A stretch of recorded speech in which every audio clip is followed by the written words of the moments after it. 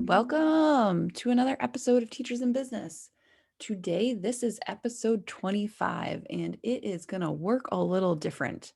Usually, I sit down and outline and script it out almost, and today that's not going to happen because today we are going to talk about content. We are going to talk about content from the perspective of more content. So, one of the things I hear from clients and from colleagues all the time is you have so many ideas. Where do they all come from? Listen, you have way more ideas than you realize. The difference between you and me is I have learned how to capture them. And this is a skill. This is something you can do. This is something I had to figure out how to do. And so, what I want to talk to you about today, really quickly, I think this one is going to be short, but we'll see in a second. What I want to talk to you about today, really quickly, is how to capture all those ideas. What you don't realize yet is you have plenty of content in your brain, content for your social posts, for the podcast you want to watch or launch, for videos you want to create, for trainings you want to do. It's all in your head already.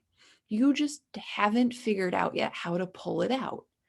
And that's what we're going to talk about today. So, this is something that is in my head today because it is something I spent all last week talking to people about in various ways. I have one client who currently posts one time a day, and she's starting to think about more. But the transition from posting once a day to twice is actually the hardest transition. So, what I find with clients, what I found for myself is like when you first start in business, what you think to yourself is like, okay, I have to be present. I can do one a day. And when you go from one a day to like twice a day, it's like, oh my gosh, it's twice as much. That's 14 posts in a week. And if you're on multiple platforms, all of a sudden you're getting into like tens of posts, maybe 20, 20 something. And it starts to creep and feel like a lot. And that can be really overwhelming because you're like, well, but then I have to have 20 different ideas. Well, actually, you don't. That's the trick. There's part of it is you don't need as many ideas as you think you do. The other part of it is you have more ideas than you realize. So we're going to take those in two parts. The first part is you don't need as many ideas as you think you do. I was writing posts this morning before I started to record this episode, and here's what I have been thinking about.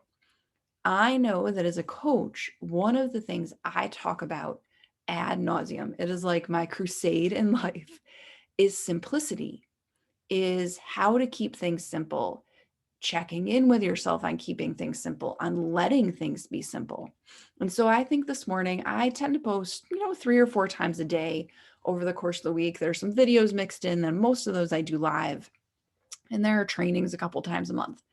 But I wrote posts this morning sitting at my desk, and I don't always do this. Please don't take this as like a sign of the fact that I'm always ahead because I'm not.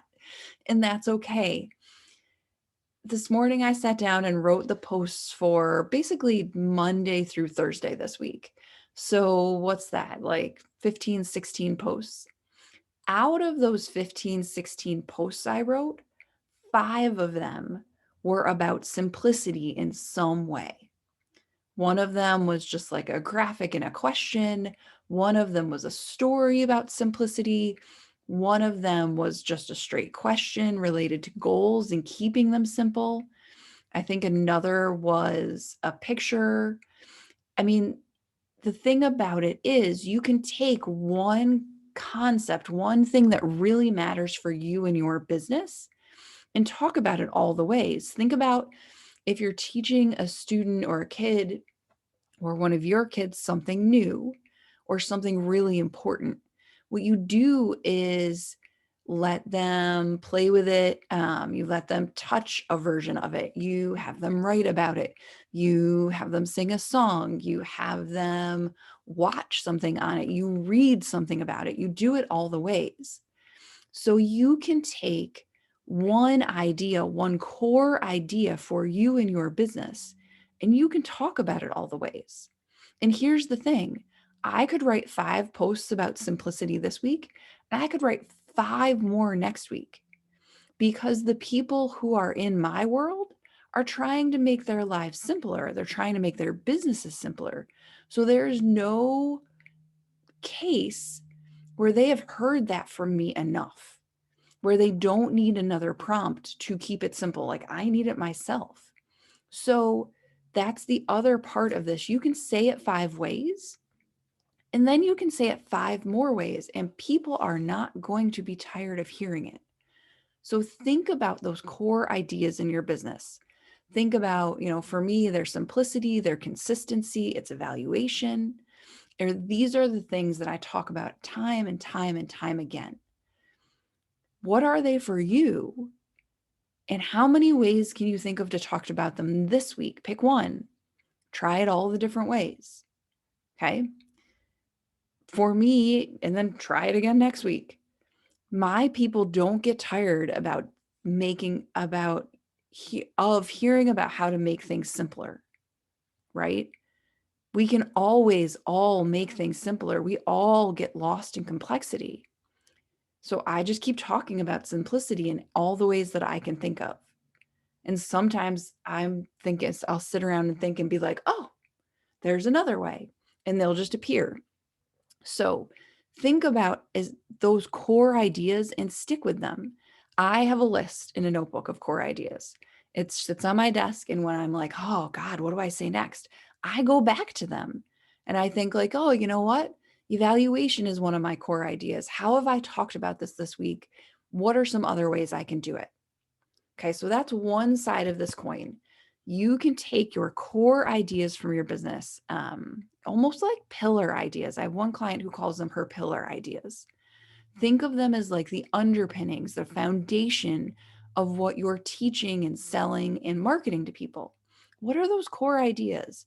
And how many ways can you think about them? The other side of this coin is first side is you can talk about one thing lots of ways.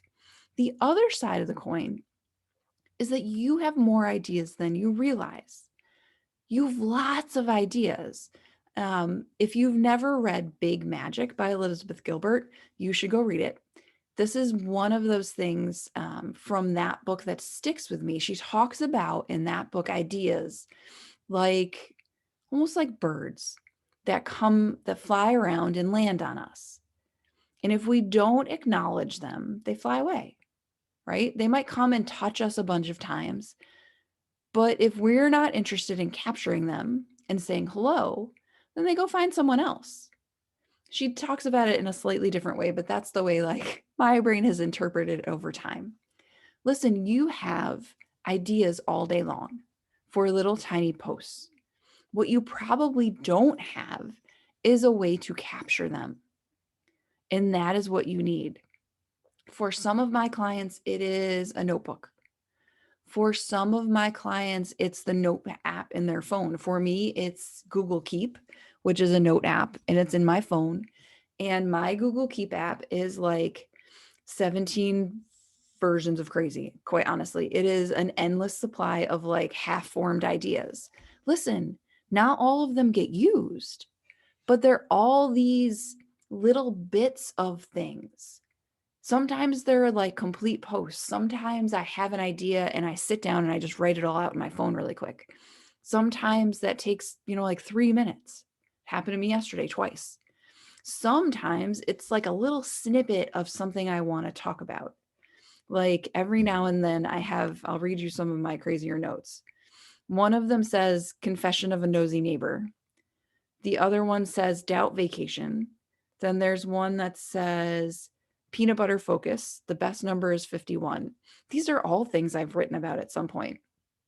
Sometimes, like I have a snippet in here that says courses are great if you're going to actually implement what you learn. I don't think I've written about that particular snippet per se, but I can, and it's there when I want it.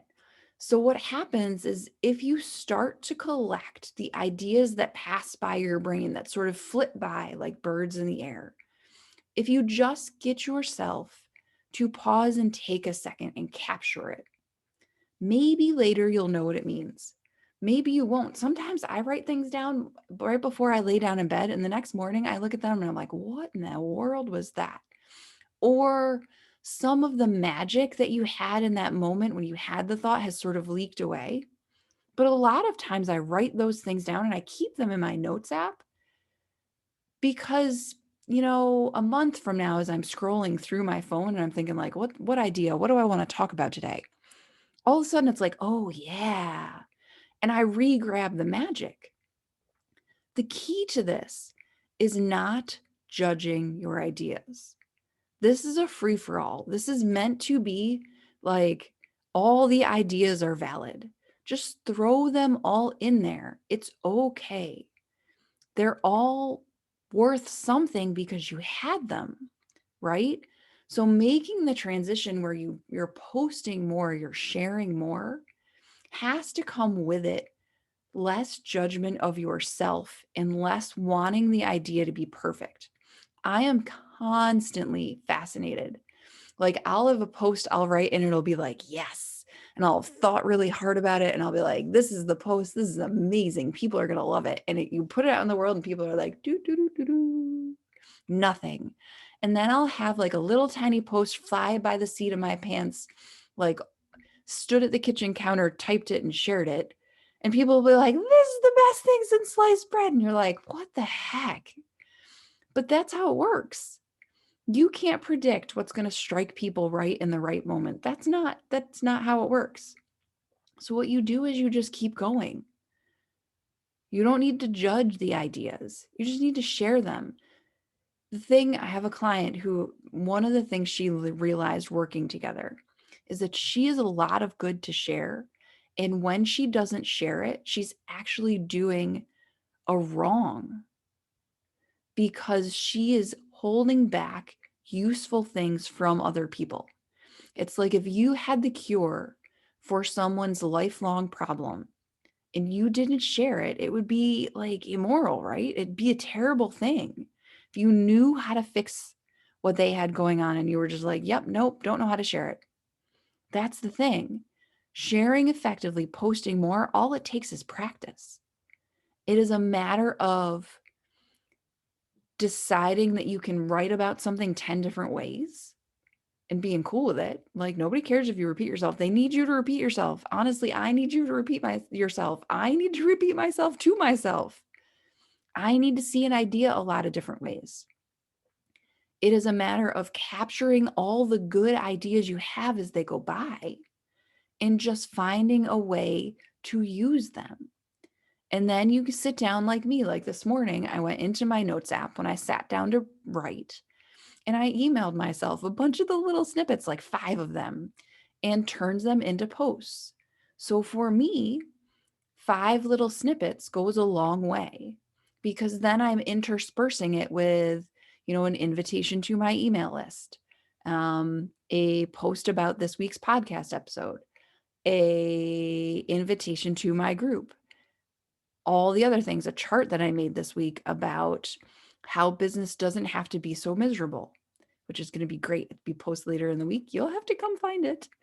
So there are all these things. And suddenly I'm at 3 or 4 posts a day. Sometimes I write 4 posts a day and I think like, oh my gosh, I have more things to say. And I like stick them in my notes app and I feel like I don't have room to say them all, but I don't want to inundate people.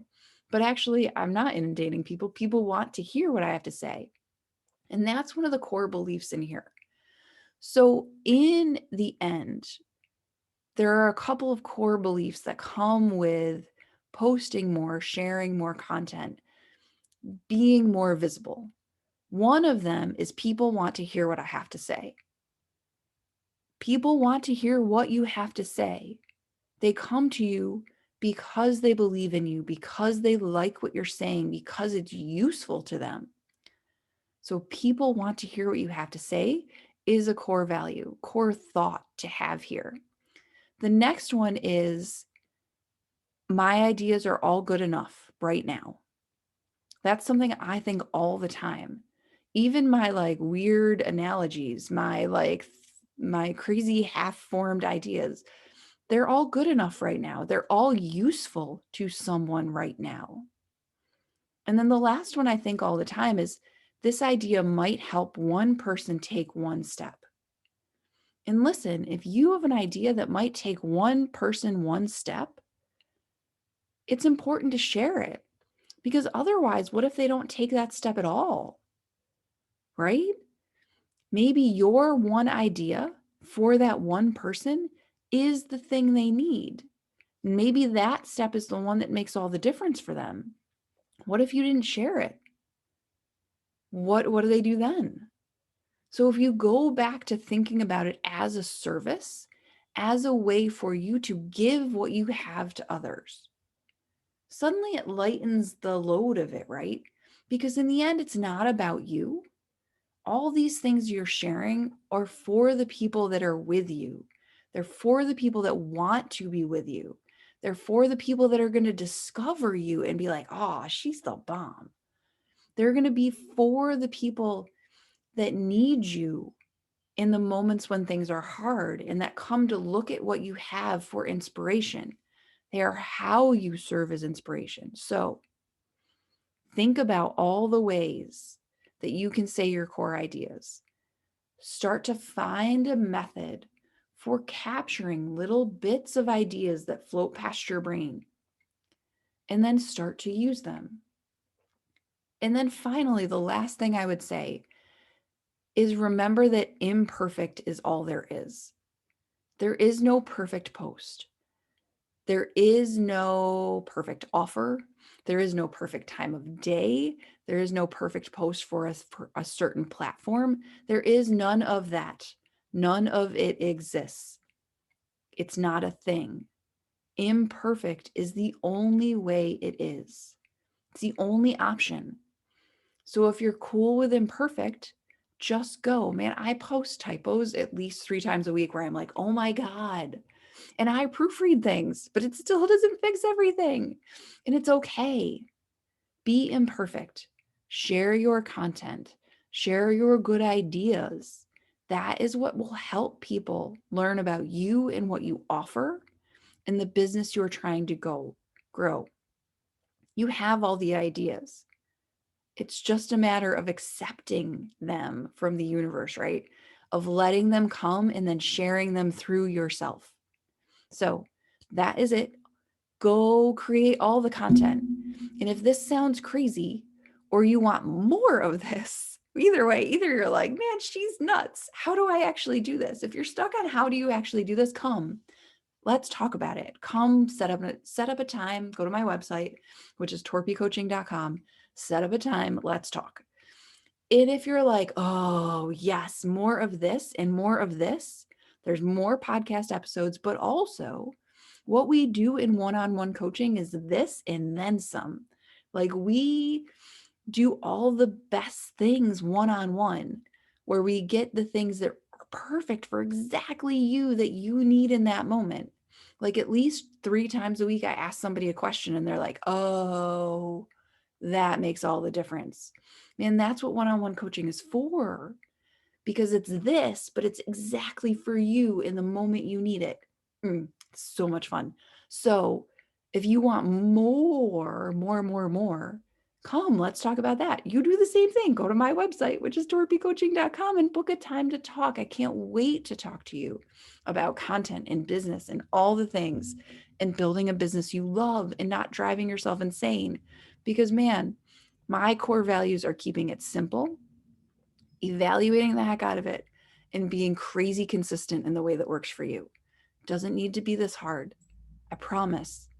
I'm here for you. So I can't wait to talk to you about it. Have a great week.